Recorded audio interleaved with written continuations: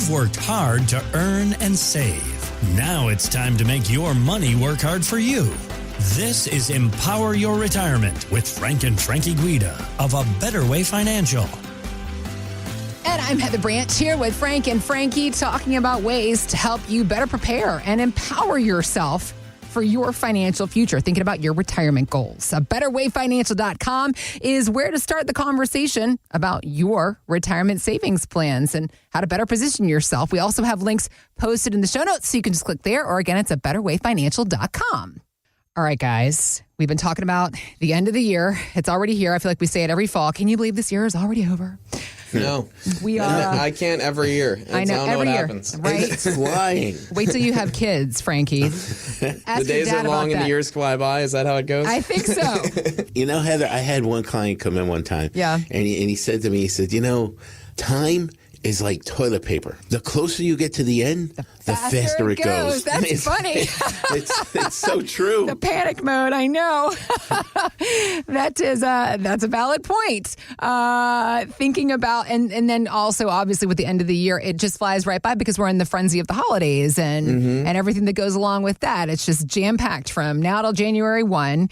But thinking about the work that you guys do and being almost to the end of October now, it means it's time to think about end of year financial chores. So something that may be on your radar is a required minimum distribution that you're realizing you need to calculate yourself, also called RMDs, and working on taking that from your retirement accounts. But what's interesting is that Morningstar's Christine Benz is talking about how there is a common misconception that you have to take an RMD from each one of your accounts, and that's apparently not true. Here's what she said. Be strategic about where you go for your RMDs. As long as you take the right amount from the accounts that are subject to RMDs, it doesn't matter where you go for them. So you could go to all one account. You could go to all one holding within one account. So a great example would be for investors right now. Their U.S. equity holdings have had a tremendous run. Consider peeling back just from those U.S. equity holdings, leave the other stuff intact. You can really actually improve your portfolio along the way with taking your RMDs. So these are interesting points that she's making, and I'm sure some people like the idea of not having to do it from all of their accounts, but also what she was explaining, it does sound a little bit complicated, guys. So how can you help somebody with this process? Yeah, so we look through the different accounts that they have, whether it's an IRA, whether it's a 401k. I do want to clear another misconception up too, because people think, well, I have to take RMDs from my accounts, and some of them know that they can take all from one account. But what they might not know is if you have a different tax status, like if one's a 401k and another one's an IRA, you can't take your 401k RMD from your IRA, and you can't take your IRA RMD from your 401k. Okay. Same thing with inherited IRAs. Okay. So it has to be per individual tax status of each of those accounts. Yeah, it helps to sit down with folks and know exactly what they're doing, so you don't screw it up. My eyes crossed a little bit there, but yes, continue.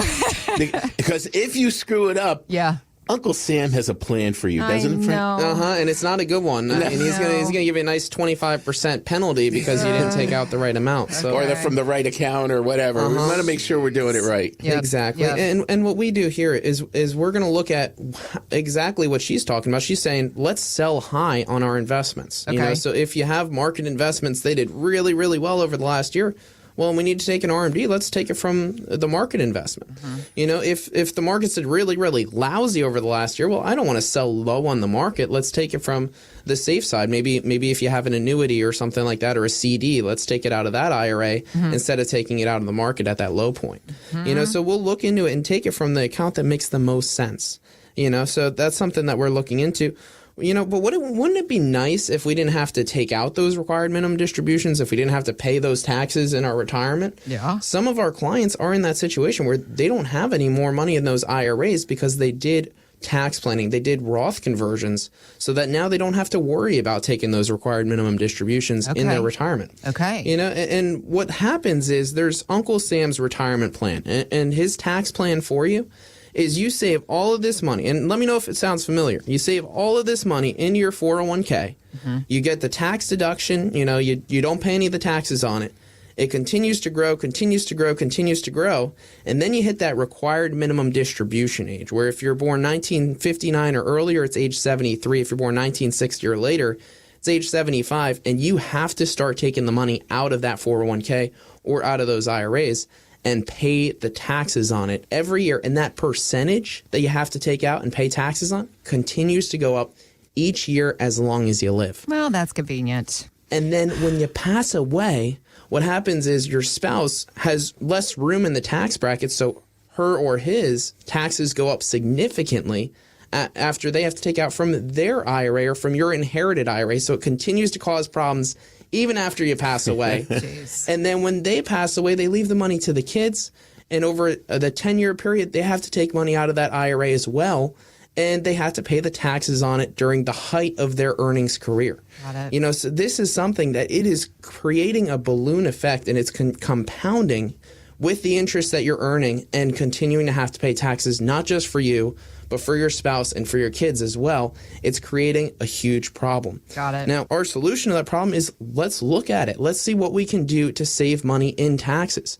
If we can do some of these conversions and transition some of that IRA, some of that 401k into a Roth account where you're able to save that money in taxes, allow that money to grow tax-free each and every year for not only the rest of your life, but when you pass it on to your spouse, they don't have to pay taxes on it. And when you pass it on to the kids, they don't have to pay taxes on it either. So you're able to make that money tax-free, not only for your life, but for the next generation as well. And when we look at a person's portfolio and see what is going on with their tax situation, what are they doing to save money in taxes, a lot of times we find they're following Uncle Sam's plan and not working with their own plan. You know, Frankie, it kind of reminds me of that couple that came in. The fellow was 67 years old. His wife was 61. They own their own company, you know, which is something I can relate to. Yeah. One of the things is when you're a business owner, you know, you've got all kinds of expenses. You've got all kinds of worries. Put in a lot of time trying to build that business, and throughout the years have paid a ton in taxes. You know, and this is something that they were really, really concerned about. I mean, these are nice folks that, you know, they had a couple of kids. They had 3 grandchildren. You know, it was time. They wanted to now enjoy the fruits of their labor. Sure. And, you know, they were like, do we still have to pay these taxes, Frankie? Well, Right? we can do something about it. Okay. And that's Okay. what we did is Yeah. we looked at, well, what is your situation? What do the taxes look like? You know, you're planning to retire now, so we'll see what does the tax picture look like, not only for this year, but for every year going forward. A lot of people say, well, my tax advisor is my accountant, and they're going to look to save you money in taxes last year. But a lot of times, a lot of accountants, they're not looking to save you money in taxes over the next 20 to 30 years. So you might be doing something that's a little short-sighted, that's saving you money in taxes this year, but in the long run is going to hurt you because you're going to be paying more in taxes over your lifetime. We look at the next 20 to 30 years to see how can we reposition your portfolio so that you're paying the least amount in taxes over the rest of your lifetime. So if you don't have one of those tax plans, in this situation, this tax plan was able to show them how they could save over $350,000 in taxes over the course of their lifetime. For you, maybe it's more. Maybe you could save more in taxes. Maybe it's less. But wouldn't you want to know what plan you could follow to minimize your tax burden over the course of your lifetime? If that's something you're interested in, go to abetterwayfinancial.com and click on the Sign Up Now button, and we'll be able to show you those strategies. Thanks for listening to Empower Your Retirement with Frank and Frankie Guida. To learn more, visit abetterwayfinancial.com. By contacting us, we'll review aspects of your retirement portfolio to include suggestions about how best to utilize estate, tax, and retirement planning strategies and other financial services, or if changing management styles is appropriate for your specific needs and objectives. Exposure to ideas and financial vehicles discussed should not be considered investment advice or recommendations to buy or sell any financial vehicle. Past performance is not a guarantee of future results. Investments can fluctuate, and when redeemed may be worth more or less than when originally invested. A Better Way Financial is not affiliated with nor endorsed by the Social Security Administration or any other government agency. Annuity guarantees rely on the financial strength and claims paying ability of the issuing insurance company. Any client experiences discussed during this show are unique to that client, and they are not meant to imply or suggest you will experience the same results. Advisory services offered through A Better Way Financial. Insurance offered through licensed professionals at A Better Way Financial. Pennsylvania Insurance License number 301779.